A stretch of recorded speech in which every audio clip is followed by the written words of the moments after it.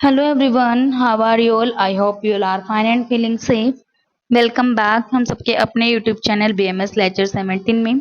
आज का हमारा टॉपिक रहेगा fluid electrolyte acid base balance and nutrition में मैं आपको बेसिकली फोर्थ पॉइंट करा रही हूँ। मैं शल्य तंत्र का पेपर फर्स्ट का पार्ट ए का सिलेबस पॉइंट है ये।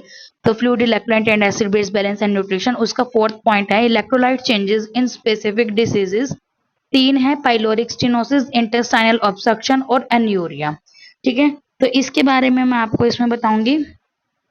वो छोटा सा ही है, 2 मार्क्स में या तो पूछ सकते हैं। ठीक है, एंड नेक्स्ट वीडियो में हम पढ़ेंगे कि various replacement fluids in surgery क्या है और न्यूट्रिशन के बारे में पढ़ेंगे।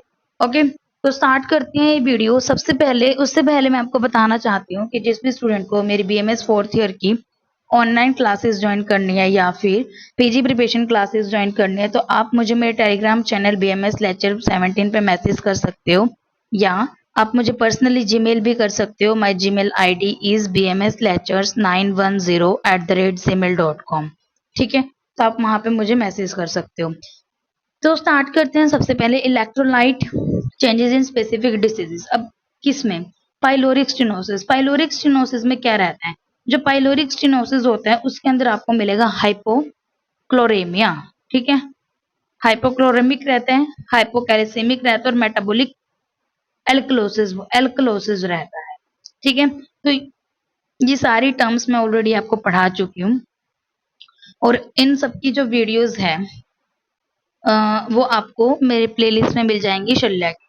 तो पाइलोरिक स्टेनोसिस में क्या आएगा आपको मैं बताती हूँ कि इसमें क्लोरेमिया मिलेगा। ठीक है, एंड मतलब इसके क्लोराइड मिलेगा कम। ठीक है, और हाइपोकैलेमिया मिलेगा। ठीक है, पोटाशियम का इसमें कम रहेगा एंड मेटाबॉलिक अल्कलाइलोसिस यहाँ पे आपको मिलेगा।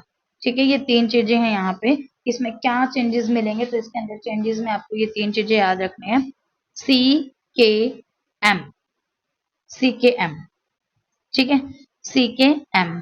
तो सी के एम में आपका क्या रहेगा? सीज कैल्सियमिया कम मिलेगा, नहीं क्लोरेमिया। ठीक है, कैलेमिया एंड मेटाबॉलिक एसिडोसिस मिलेगा, एल्कलोसिस मिलेगा। ठीक है, अल्कलाइन यहाँ पे ज्यादा मिलेगा। इंटेस्टाइनल अगर ऑब्स्ट्रक्शन होती है तो वहां पे आपको हाइपोनेट्रीमिया मतलब सोडियम की कमी मिलती है और gradual drop in serum potassium beginning 5 days after onset of obstruction the progressive decrease in chloride level over first week followed by rise in urea level for a week and is as initial tendency toward acidosis gradually replaced by alkalosis। इन्होंने बोला है कि इसके अंदर क्या रहता है intestinal obstruction में कि परसिस्ट रहते हैं इसके अंदर हाइपोनेट्रीमिया, मतलब कि इसमें सोडियम कम रहेगा।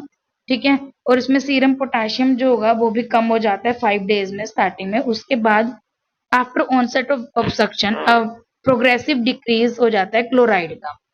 1 वीक के अंदर क्या रहता है? क्लोराइड आपका कम हो जाता है।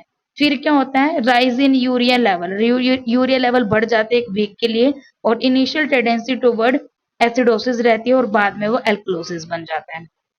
ठीक है, तो सबसे पहले आपको याद रखना है इसमें नेट्रीमिया रहेगा, देन इसमें पोटाशियम कम रहेगा, पोटाशियम के बाद यहाँ पे क्लोराइड कम आएगा। ठीक है, sodium then potassium then chloride then ये आपका यूरिया ज्यादा बढ़ेगा।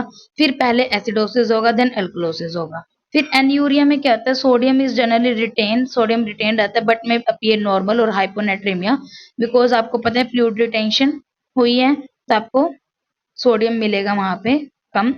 And following the relief of urinary tract obstruction hypovolemia, hyponatremia, volume come.